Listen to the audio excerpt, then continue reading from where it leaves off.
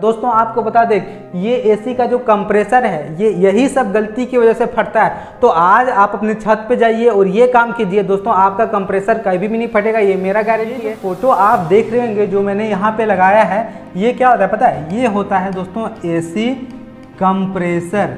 ये कंप्रेसर होता है एसी का और ये क्या होता है दोस्तों? फट जाता है और फटने की वजह से काफ़ी लोगों की जान चली जाती है। ये दोस्तों एसी का आप ये पार्ट तो बिल्कुल देखे होंगे। तो आखिर ये जो पार्ट है वो कैसे गर्म होकर फट जाता है? इसके अंदर ये लगा हुआ रहता है एसी का कंप्रेसर। तो दोस्तों ये जो एसी है वो अभी क्यों इतना ज़्यादा ब्लास्ट हो रहा है, क्यों हर जगह से नया नया घटना सामने आ रहा है, दोस्तों सब कुछ इस वीडियो में बताएंगे। और दोस्तों आप अगर एक काम कर लोगे तो उस एक काम को करने के बाद दोस्तों आपका एसी नहीं फटेगा और दोस्तों आपका जो कंप्रेसर बिल्कुल सेफ रहेगा।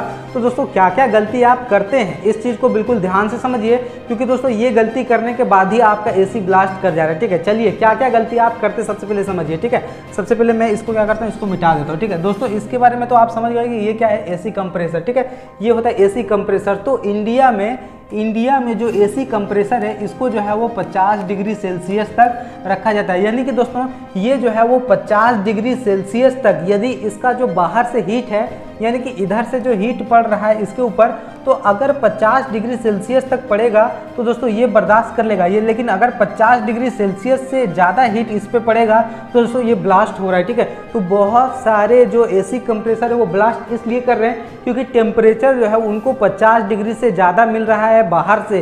दोस्तों यदि बाहर से टेम्परेचर इसको 50 डिग्री से ज़्यादा मिला और अंदर ये कूल है यानी कि यहाँ से वो ठंडा कर रहा है, दोस्तों ये जाहिर सी बात है कि ब्लास्ट करेगा। तो पहला कारण ये है ब्लास्ट करने का कि भाई आपका एसी कंप्रेसर जो है वो 50 डिग्री से ज़्यादा हो जा रहा है इसका बाहर का, इस वजह से ये क्या हो रहा है कि ये ब्लास्ट कर जा रहा है। कैसे इसको रोकना है वो भी समझिए, लेकिन ब्लास्ट कैसे कर रहा है वो समझिए। दोस्तों यहाँ पे ये जो पंखा लगा हुआ रहता है दोस्तों, ये जो गर्म हवा को बाहर फेंकता है एसी कंप्रेसर से, तो कई बार क्या होता है दोस्तों कि वो जो पंखा है वो जाम हो जाता है। यानी कि दोस्तों उसमें जो है वो बहुत ज़्यादा गंदगी आ जाती है। तो गंदगी जब आ जाती है तो वो पंखा जब जाम हो जाता है तो दोस्तों ये पंखा इसको ठंडा नहीं कर पाता, और जब ये ठंडा नहीं कर पाता तो ये कंप्रेसर गर्म होता है और गर्म होने के बाद क्या होता है कि ये ब्लास्ट कर जाता है। ठीक है, तीसरा क्या है दोस्तों? तीसरा है कि आपको जब ये एसी कंप्रेसर गर्म होकर फटने लगता है तो दोस्तों इसमें आप क्या करते हैं कि जब आप अपने घर में स्टेबलाइजर का यूज़ नहीं करते, यानी कि करंट जो है वो स्टेबल नहीं होता, करंट जो है वो अनस्टेबल होता है। यानी कि दोस्तों आपके घर में जो है वो ये लगा हुआ नहीं रहता है, जिसकी वजह से आपका करंट स्टेबल नहीं निकलता और दोस्तों आपका जो वोल्टेज है वो कम ज़्यादा होता है। तो इसमें इफेक्ट पड़ता है कि कभी कम वोल्टेज से इसमें जो है वो लाइन आ रहा है, कभी ज़्यादा वोल्टेज से लाइन आ रहा है, और इस कारण क्या होता है कि आपका जो कंप्रेसर वो फट जाता है। ठीक है, उसके बाद दोस्तों यदि आप इसको टाइम टू टाइम सर्विस नहीं करते हैं, टाइम टू टाइम सर्विस, ठीक है, टाइम टू टाइम सर्विस नहीं करते हैं तो दोस्तों आपका एसी कंप्रेसर पे बहुत ज़्यादा फर्क पड़ता है। यहाँ पे धूल वगैरह जम जाता है, गंदगी वगैरह जम जाता है, जिसकी वजह से ये जो है वो गर्म होता है और फट जाता है। और दोस्तों यदि आप सर्विस करते हैं दोस्तों, तो कोई भी आप जो है वो थर्ड पार्टी मैकेनिक, ठीक है, थर्ड पार्टी मैकेनिक वो सिर्फ जो है वो इसको खोलने के लिए आ गया। ठीक है, वो इसको खोलने के लिए आएगा। मैकेनिक को क्या आता है, यहाँ पे 4 नट लगा हुआ रहता है, नट को खोल दिया, इसको बाहर निकाल दिया, तो घर वाले देखते हैं, बोलते हैं हाँ भाई ये तो मैकेनिक है। लेकिन दोस्तों जब मैकेनिक लोग इसको खोलता है तो बहुत सारी वो गलती कर देता है और इसको सही से फिट नहीं कर पाता, जिसकी वजह से दोस्तों इस पर फर्क पड़ता है और ये आपका ब्लास्ट हो जाता है। तो देखिए दोस्तों, यदि आपके एसी में जो है वो गैस जो है वो कम हो जाता है, गैस कौन सा रहता है, एक फ्रीऑन गैस रहता है। ठीक है, फ्रीऑन गैस रहता है R35, जो कि आपके पर्यावरण को उतना ज़्यादा नुकसान नहीं करता है, लेकिन फ्रीऑन गैस रहता है और जिसके कारण यहाँ पे कुछ इस तरीके की नली होती है। तो ये नली जो है वो ठंडा होता है, यहाँ से हवा जाता है और ये नली इतना ज़्यादा ठंडा होता है दोस्तों कि यहाँ से एसी में आपका जाता है हवा और वो आपके जो है वो रूम को ठंडा कर देता है। तो बेसिक सा ये जो R35 गैस है दोस्तों बहुत ज़्यादा ठंडा होता है, लेकिन जब ये इंडिया में बनाया जाता है ये, तो इसको दोस्तों 50 डिग्री सेल्सियस तक इसको रखता है कैपेसिटी की, ये 50 डिग्री सेल्सियस तक झेले, लेकिन उससे ज़्यादा हो जाए तो दोस्तों ये ब्लास्ट हो जाता है। तो इसको सही करने के लिए क्या क्या करना पड़ेगा बिल्कुल ध्यान से देखिए दोस्तों, क्योंकि अगर आप ये जो गलती है वो बार बार करते हैं और गलती बार बार करने के बाद दोस्तों आपका जो एसी है वो एक ना एक दिन तो ब्लास्ट हो जाएगा। वो ब्लास्ट ना हो इसके कारण आपको ये वाला काम करना बहुत ज़्यादा ज़रूरी है। कौन सा काम?